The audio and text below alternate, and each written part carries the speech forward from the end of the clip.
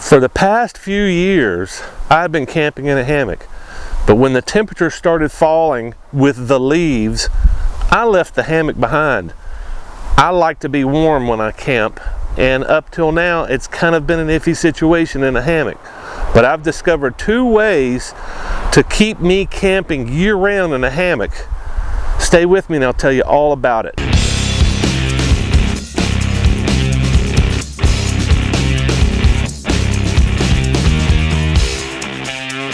In my last few videos, I have been shaking down my camping gear, my tent, and my hammock, and waterproofing the rain flies. I also talked about doing some testing on some new gear to allow me to abandon my tent altogether this winter. The additional gear that I have been testing overcomes one major flaw in hammock camping: the problem of convection. The simplest explanation of convection in this example is the movement of heat away from your body in the hammock being replaced by cold air. In this situation, even the best sleeping bag cannot protect you against the perils of convection. All the insulation inside the sleeping bag is compressed when laying on it, and the dead space is rendered completely ineffective. In order to prevent hypothermia, the dead space must be added back to the hammock, either above or below the sleeping surface.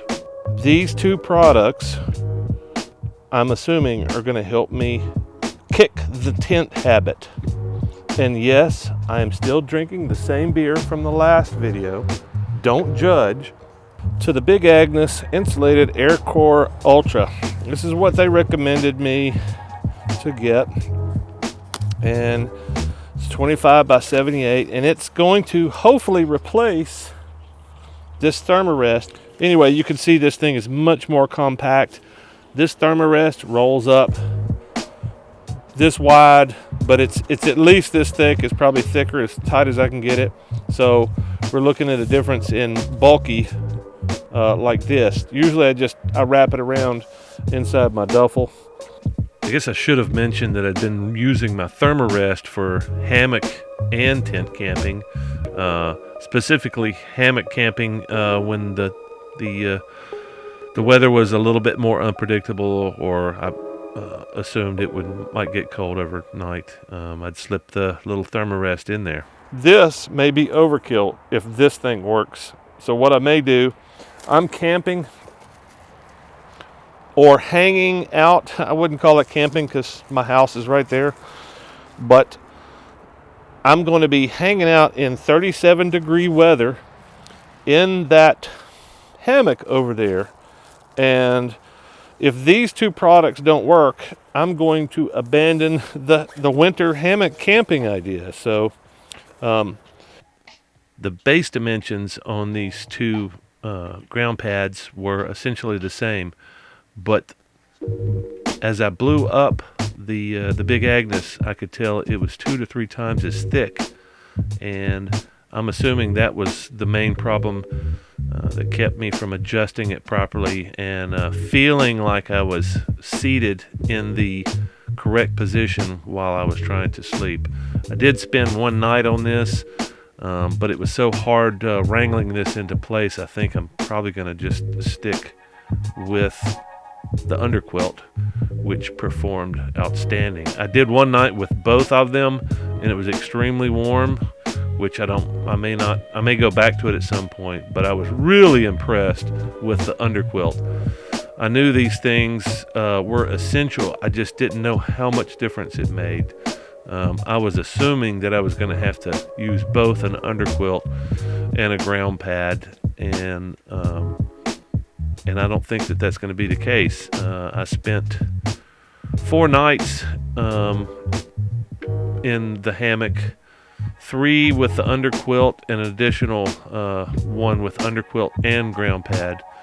And since I've slept with the ground pad only before, I knew that was kind of an iffy situation, so I didn't feel comfortable just going along with the ground pad anymore. But I'm extremely confident at this point. The the weather has gotten down into the low 30s, well, mid 30s. I think it was 34 the lowest I'd been in here. But it was nice and toasty. Of course, you know, my face my face and ears would get cold, and my hands if I ever pulled them out of the bag. But so far, I've been really impressed with this underquilt, and I can't wait to test it out in the field, since you know, mileage may vary in your backyard. Still trying to figure out the adjustment on these straps, but it appears that as long as you can reduce the space in between here, in other words, these straps are adjustable for a reason, and I guess the reason is to be able to take the slack out of this space right here. So in other words, you want to not only surround yourself in the hammock, but make sure that there's no airflow going under here, because if there's airflow going under in this space right here, then you know, none of this is really going to matter. So taking up this space with these straps, these adjustable straps, and they're shock corded and really easy to adjust.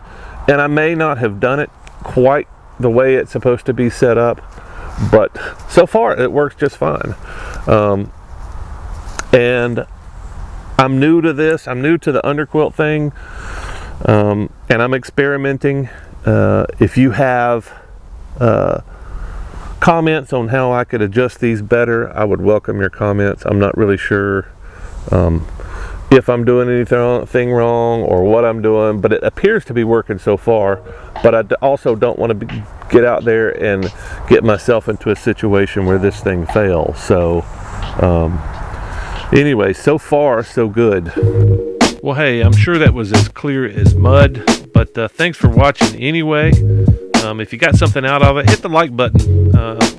And if you want to see the camping that's coming up next week, hit the subscribe button if you haven't done that, and hit that little bell. You'll get a notification when I post new videos. Hopefully by next weekend I will have yet another video of me camping out in the wild, maybe catching some fish, building a fire, riding a motorcycle, you know, adventure stuff. See you then.